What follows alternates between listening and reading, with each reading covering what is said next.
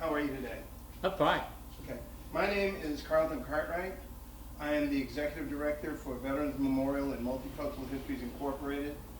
And today is Sunday, November 20th. 19th, thank you. November 19th, 2023. And we are at the Post 44. Post 44. AMVETS, right? AMVETS. Great, yes. great. And what city are we in? You're in Plant City, Florida. Oh, Plant City. Okay, good. Good to know. Sir, what is your name? My name's David James Cobb, C-O-B-B. Okay, and when is your birthday? 12/29/1946. Okay, all right. And where were you born? I was born in Wareham, Mass. Uh-huh. Okay, and what branch of the service did you go into? United States Air Force. Okay, all right. Why did you choose that branch? Well, I graduated from high school in '64, and I took the test, and I was going to go in, but after I got out of high school, I was having so much fun, I didn't want to go in. In 1966, I got my draft notice. Oh. So I called my recruiter and said, can I still get in? And he said, well, with your mechanical score of 92, yes, you can. Okay. So that's why I enlisted in 1966. Got it. And where were you living at the time that you went into service? I was living in a small town called Mattapoisett, Massachusetts. Okay. All right, so did you have any college when you went in? No. No, you did not. Okay, so where was basic training? Lackland Air Force Base. And how long was it? 4 weeks. 4 weeks. And what year was that? 1966. Okay, 1966. So, tech school, where'd you go to tech school? I went Amarillo Air Force Base. And what was your MOS? I was 431C1. What job was that? Aircraft maintenance. Got it. And how long was that training? I don't remember. I think it was like 2 months. 2 months training. About 8 weeks? Yeah. Okay, so were there any injuries, or did you suffer any injuries through basic training and your MOS through tech school? Yeah. No. None. Okay. No. Where was your first duty station? Tyndall Air Force Base, Panama City, Florida. Okay, and how long were you in the military altogether? I was in the Air Force for 4 years. Okay, and so your entire military career was just 4 years active duty? Yes. Okay. Well, no. I had some Air National Guard time in Massachusetts after I got out. Well, it was quite a few years after I got out. The F-106 aircraft was the only aircraft I worked on. And Otis Air Force Base in Falmouth, Mass. had just gotten them. Right. And they were looking for experienced people. So I was living in Ohio. I moved back. You were living where? I was living in Ohio. And I moved back to Massachusetts to join the Air National Guard and become a civil service employee full time. Okay, okay. All right, so how many years did you do in the Guard altogether? 8 years. 8. So it was a total of 12 years? Yes. Was your military service? Yes. What rank were you when you separated, finally, at the end? What rank was tech sergeant? Tech sergeant, okay, gotcha. All right, so what was that, E5? E6. E6, okay, got it. All right, so how did you get along with your instructors? What were your instructors like and your peers in basic and I got along with everybody great. Everybody was good? Yes. How was the food? Food, military food. All right, how can I forget? Okay, so first duty base after tech school. Tyndall Air Force Base. Tyndall. Now, how long were you there? 4 years. All right, so your job was aircraft maintenance? I was an aircraft crew chief on F-106 A model. Okay. And I crewed for the wing commander, James L. Price, who was a brigadier general. Ah, okay. So tell us about that tour, that 4-year tour, your responsibilities, were there any casualties? No. And what was your regular regiment? Well, regular regiment was keeping the airplane up to date so that it could fly, doing pre-flight inspections and periodic inspections, and they would put me in the back seat of a B model to go cross country if the plane was broke to fix it. Put you in the back of what? The F-106 B model aircraft. Okay. So it was a great tour of duty. Okay. I really enjoyed it. Unfortunately, I got out because the section commander was pardon the expression, SOB.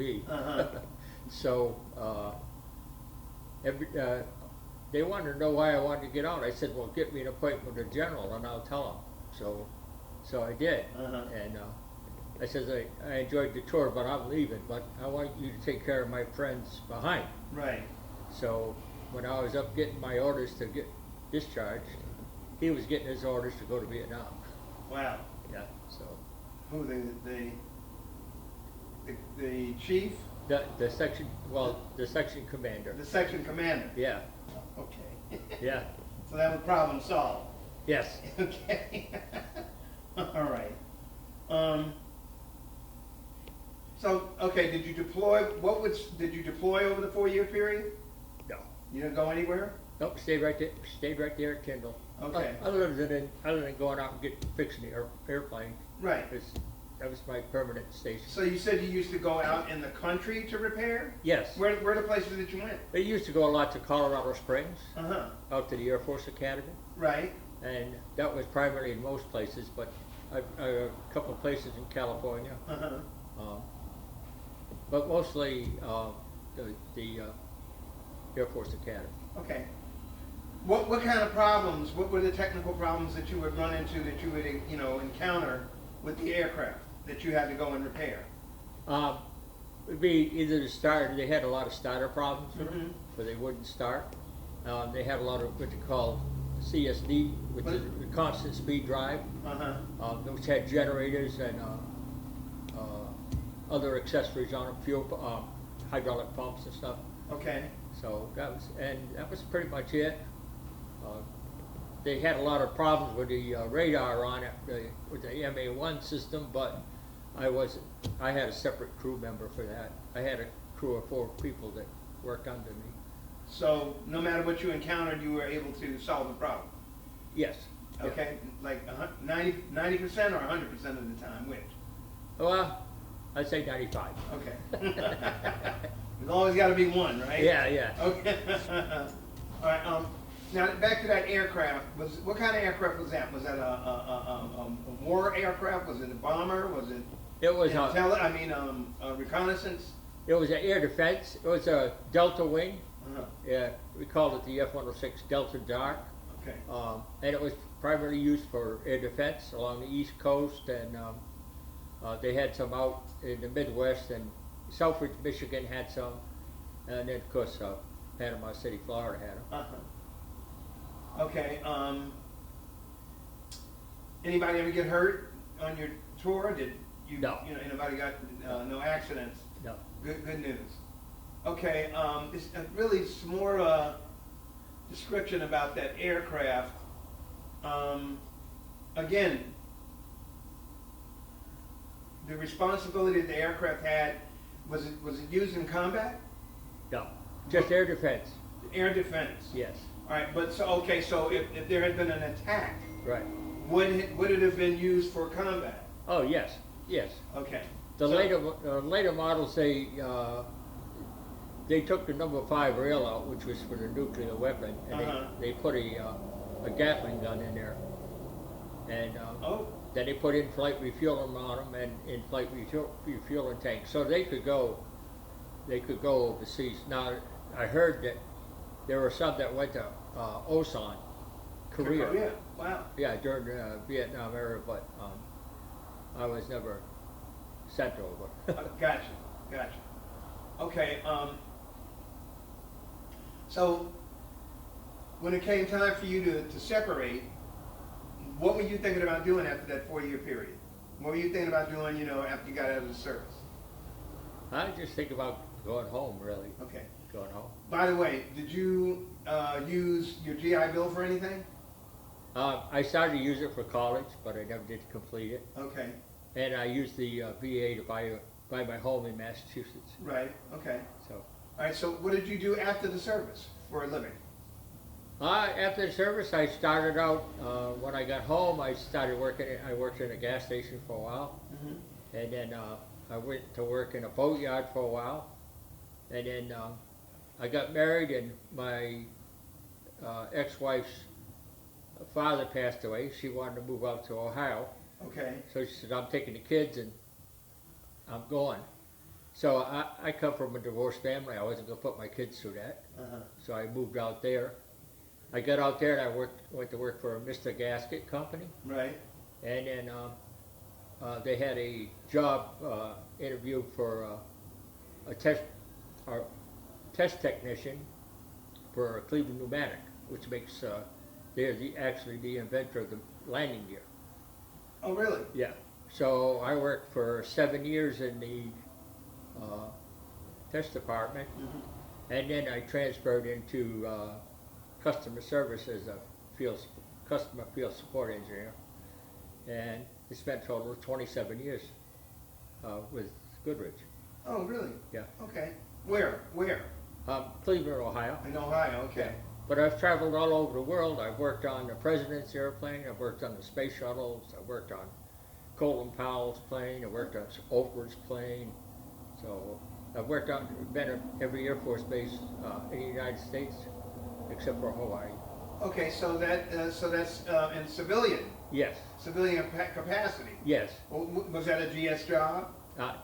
No, you were just working for a private company. Yes. And they have those contracts with the U.S. government. Right. Got it. Yes. So tell me about all the places that you visited, if you can, as many as you can. As many as you can. Well, overseas I've been to Singapore. Mm-hmm. I've been to Taiwan. I was in Taiwan 3 times. I've been to Japan. I've been to Poland. Been to Germany. See, that's about it for the overseas. And then, like I say, the United States, I visited just about every Air Force base in the United States, working on different airplanes with different problems. Except for Hawaii. Except for Hawaii, yeah. Well, one place I would have liked to have gone. So you never got to go to Hawaii? No. Oh, got it. Okay. Well, there's still time. Yeah. Okay, so you got so you did 27 years. Yeah. Right? Okay. Did you, and you did already, I'm just going to double check, you did mention already every place that you visited or TDY, you went on TDY deployed. Yes. While you were on active duty. Yes. Same, okay. You did a lot of travel. And when I was stationed at Otis, we would go down to William Tell every year, which was held at Panama City. There was a weapons meet. William Tell? Yeah, they call it William Tell. We'd go down and they would launch drones out of Panama City, and the 106s go intercept them and shoot them down. Okay. So that was called William Tell. So when I worked at Otis, I got to go down to William Tell a couple times, back to Panama City. So. William Tell. Is that a place or an event? It's an event. An event. Yeah. Okay. So it was a competition? Yes. Uh-huh. So who won? Wasn't us. You remember that clearly? Yeah. Okay. Can't have everything, you know? Okay. No, but it was fun. Right. I got you. All right. So throughout the military, I asked you this once, but just to double check, throughout the military, how was the food? The food was okay, but it was nothing exceptional. Nothing to write home about, huh? Yeah. So you were never in combat? No. So you were never prisoner of war. Tell me about your medals. I got the Vietnam Service Medal and Expert Marksmanship Medal. And I think that's really about it. The whole time you were in the military, did you ever have any problems staying in touch with your family? No. Did you feel like you had all the supplies that you needed while you were on active duty? Yeah. You have everything you need? More so back then than there is today, that's for sure. Really? Yeah. Why do you say that? Well, just look at the way the supply chain is going now. And we're giving all our military stuff to overseas, so we're having a shortage in the military. We have a shortage of people in the military. So it's not like it used to be. It used to be like everybody wanted to join, and we always had supplies. We always had everything we needed. Okay. Okay. Have you, by the way, have you retained any of your close friendships from the military? No, not really. Okay. I would like to, but I put a call out to Facebook to see if I could get a hold of some of my former crew members, Right. but I haven't got any response. No, huh? Okay. Gotcha. And unfortunately, the general became the wing commander out of Griffith, New York, for Otis Air Force Base, and unfortunately, he got killed in a lightning strike. Wow. So I never did. He planned on coming and see me, but he never made it. Lightning strike. I've heard that term several times the last couple of days. How do you define that, lightning strike? Well, the lightning struck his wing and set the fuel on fire, and the airplane went up in a ball of flames. And, okay. There you go. All right. Do you feel like your jobs through the military and under the government contracts, were they stressful? Oh, well, yeah, in both cases, because you had to do it right. Right. You couldn't be wrong, you know, and unfortunately. Matter of life and death. Yes, it produced a lot of stress. I always like to say that when I worked with landing gear, it was the first thing to get us up and the last thing to let us down. Okay. So you had to be 100%. How did you deal with the stress? Just kind of, it's just a way of life. You just kind of deal with it. You know, plenty of rest and watch what you eat. I used to smoke, but I quit smoking in '93. So, Okay. cigarettes, you know, Right. usual stuff. Never any drugs or excessive alcohol. Right. Gotcha. Okay. Good for you. All right. So your family life. When did you get married? Before or after you came off of active duty? After, After. yes. Okay. And how many kids you got? I've got 3. 3. 2 boys and a daughter. Okay. So I mean, was your wife a stay-at-home wife, or did she work while you were working? She stayed home for the most part, except for like towards the end of the marriage, she got a job doing medical billing work. Okay. Yeah. All right. I was wondering if she traveled with you at all when you deployed or went anywhere. No. In either instance. Okay. Fine. That's what I was curious about. Okay.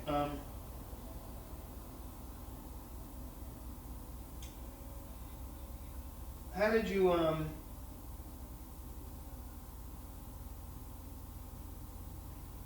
after serving in the military and also serving on aircraft that were used to defend the country?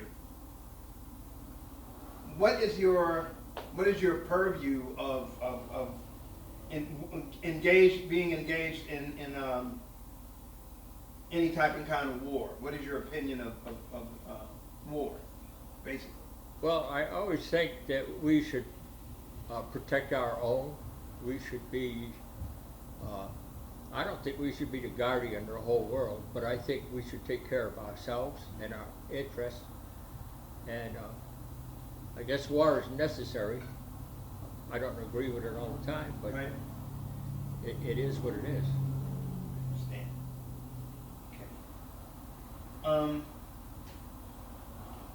Okay. What did you have to do to qualify to move up in rank?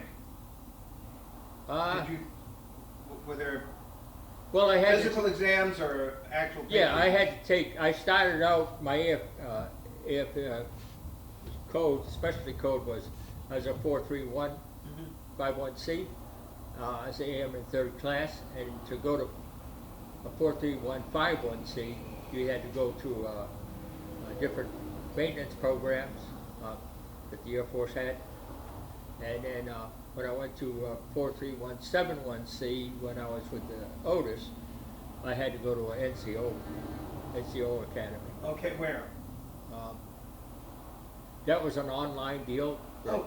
You just took the test and everything, and then I think they had like 7 or 8 volumes you had to go through. Okay. And you take the first volume, you send your test score in, and if you passed, then you went on to your second volume. Right. All the way up to your 7th. Okay. So. You didn't have any desire to become an officer? No. I like the hands-on stuff, if you know what I mean. I hear you. Yeah. Okay. Okay.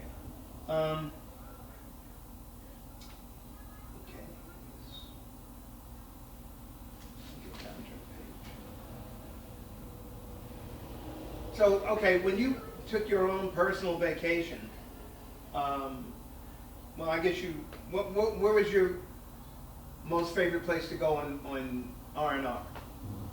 Back home, Massachusetts. Back to Massachusetts? Yes. Okay. Yeah. Why is that?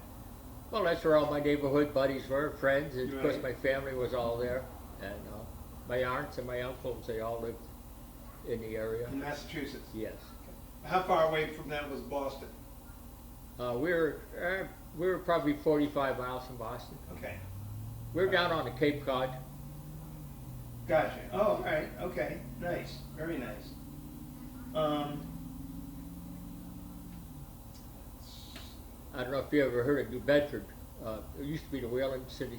It used to be the what? Whaling City capital. Oh, really? New Bedford? New Bedford. And Okay. that was like 7 miles from where we lived. So there was a lot of, I guess, well, that was the major employment up there? Yeah, And fishing Once industry. upon a time, fishing, Yeah. yeah, okay, Uh-huh. got it. Okay, let's see. Did your military experience influence your thinking about war or about the military in general? Well, I'm a firm believer that they never should have done away with the draft. I believe that everybody should serve their country, and I stand by that today. I think that you deserve to serve your country. What is the benefit for young people who might be interested in joining the military? If you had to answer that question, if they asked you, what is the benefit of joining the military and serving the country? Well, I would say after you get out, you can further your career in the civilian market, as I did by working on landing gear. I mean, I have a good pension from them, and I made a good living from them. Good. So I would say definitely the knowledge you gain in the service is worth when you get out to be a civilian. Got it. All right. There was one other question I was trying to remember to ask you.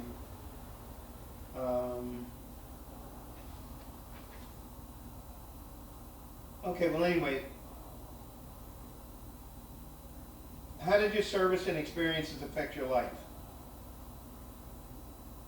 Well, it's kind of always upheld the values that my mom and Steve taught me. You know, to be honest, to be humble, to be kind, and to treat people the way you want to be treated. And it doesn't matter your race, your color, your skin, your nationality, you just have to treat people the way that you like to be treated. Tell me 2 of your most memorable experiences through both of those careers, military and the Guard. Yes. Give me 2 of the most memorable experiences that you had. Well, the most memorable one at Tyndall was definitely crewing for the general. And the second most was stationed at when I was stationed at Otis Air Force Base in the Guard was when President Hirohito from Japan came in. Wow. My squadron commander at that time was General Sweeney, and he's the one that dropped the bomb on Nagasaki. Wow. So they kind of had to put him off base when Hirohito came down to visit the Woods Hole National Institute, which has to do with ocean research. Where was this? What state? There was in Mass. Okay. Yeah, Woods Hole, Mass is where the what's the name was state? What was that? So he'd fly into Otis, and then he'd take motorcade over to Woods Hole. Okay. So that, and you know, and then of course working on the president's airplane. I mean, how many people get a chance to do that? You know. Right. Plus all the celebrities and everything. So. Okay. What I'm just curious. What president was it whose plane were you working on? With president? Let's see. I'd have to think back. That was it Trump? Was it? I believe it was Bill Clinton's. Bill Clinton? Okay. Yeah, yeah. All right, just curious. Yeah. So it was like around 2000. Somewhere around. Yeah, right, Yeah. exactly. Okay. Okay, well, and do you have anything else that you'd like to share with us? No. That all I can say is that to any young people out there, Mm-hmm. the military by far I think is your best option, Mhm. especially if you can't afford college. Right. The military is the best way to go. Mm-hmm. And not only will it give you some knowledge or specialty, Right. but it'll teach you discipline. Mm-hmm. And unfortunately, I think we need more of that today. I couldn't agree any more. What was that first memory that you had? It was crewed for the Brigadier General. Okay, and what was so memorable about that? Well, it was just the way that, actually it was the way that I got thanked for doing what I did. I Okay. mean, when I got out, he presented me with 2 big pictures. I got a plaque. So I got recognized for what I did. Got it. And Beautiful. when he went cross country, that was my time off. So that was cool too. Okay. Well, I want to thank you for your service, and I want to thank you for a great interview. Okay, thank you. I appreciate it. Yes, sir.